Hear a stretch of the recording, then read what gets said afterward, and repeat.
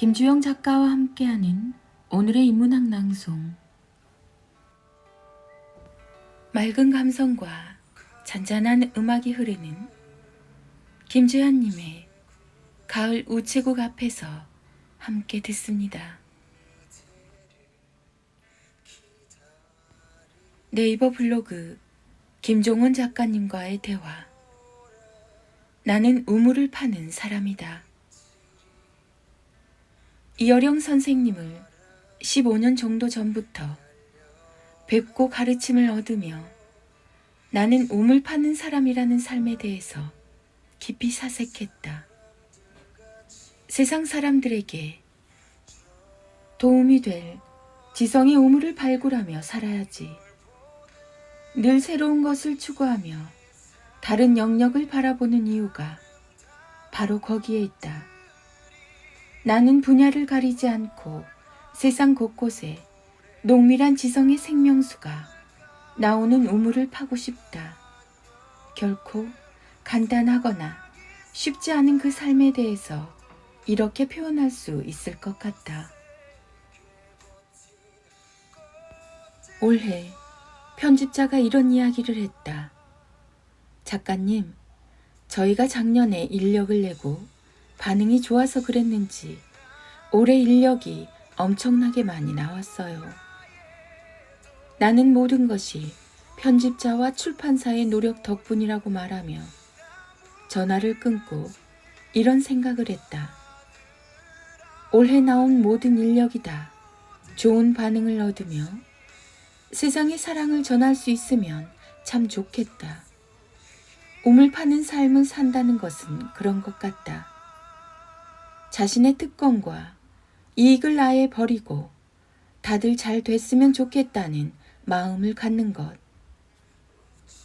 다 버리면 아주 홀가분하다. 아름답게 채워진다. 참 행복하다. 나는 근사한 지성이 담겨있는 우물을 파며 사는 사람이다. 무언가를 진심으로 판다는 것. 무언가를 진심으로 다해서 만들었다면 그것이 필요한 사람에게 전해지는 과정에서 나타나는 두 가지 요인에 대해서 분명히 파악할 필요가 있다. 하나는 스테디와 베스트에 대한 순서다. 누군가 애써 만든 상품이 팔리지 않으면 그 사람을 응원하는 의미에서 앞으로 스테디셀러가 될 거야 라고 말하지만 사실 그건 앞뒤가 바뀐 말이다. 모든 스테디셀러는 처음부터 스테디가 아니라 베스트셀러였던 것이 시간이 많이 흘러서 스테디셀러로 자리 잡은 것이기 때문이다. 간단하게 말해서 모든 스테디는 베스트라는 과정을 거쳐야 탄생한다. 스테디가 되는 것이 베스트에 오르는 것보다 힘들다. 또 하나는 사람에 대한 태도다. 보통 우리는 아는 사람이 많은 사람을 보면 야, 너 아는 사람에게만 팔아도 되겠다. 이렇게 쉽게 말하게 된다. 그러나 그건 비현실적인 생각이다. 당신이 어떤 물건을 만들어서 세상 어디에서 팔든 당신이 아는 사람이 아니라 모르는 사람에게 팔아야 하기 때문이다. 이거 네가 만든 거였어?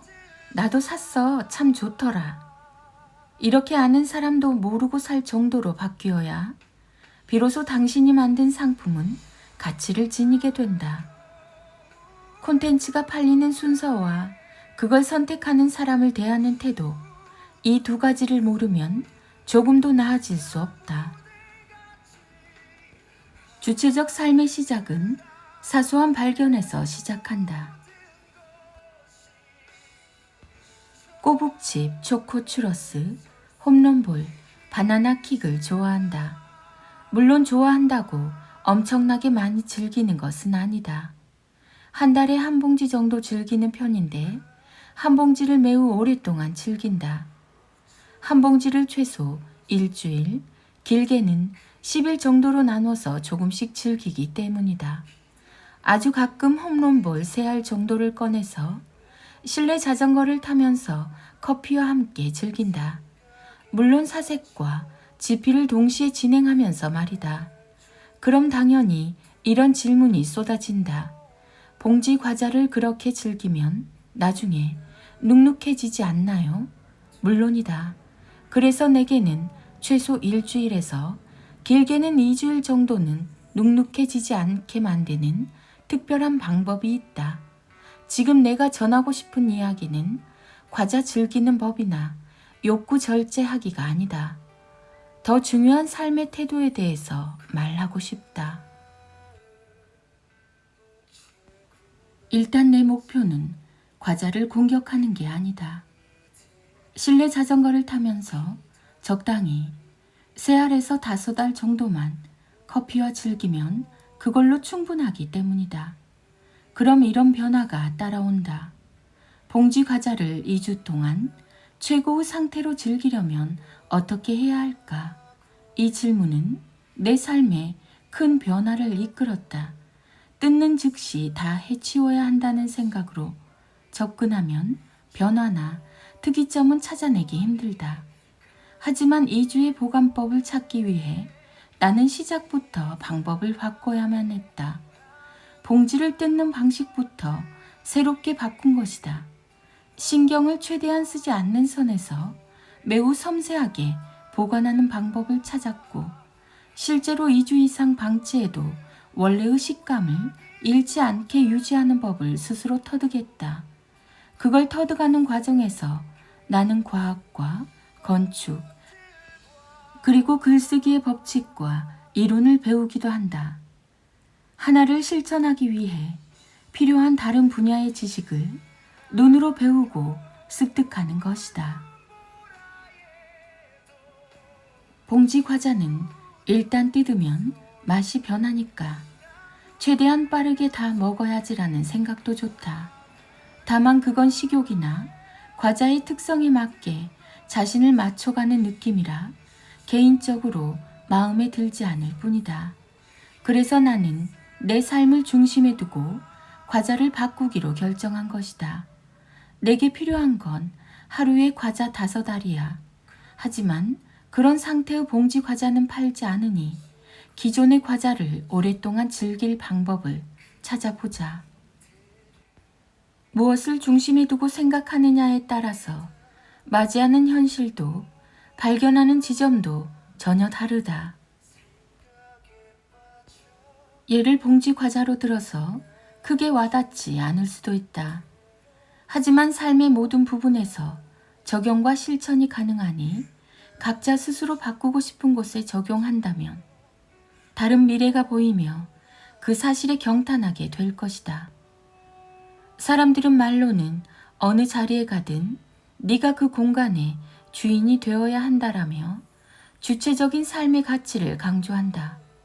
그러나 실제로 그렇게 사는 사람은 드물다.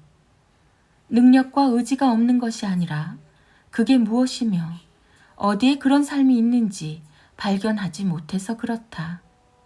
언제나 모든 기적과 변화는 우리가 살아가는 공간, 그래, 바로 곁에 있다는 사실을 기억하자.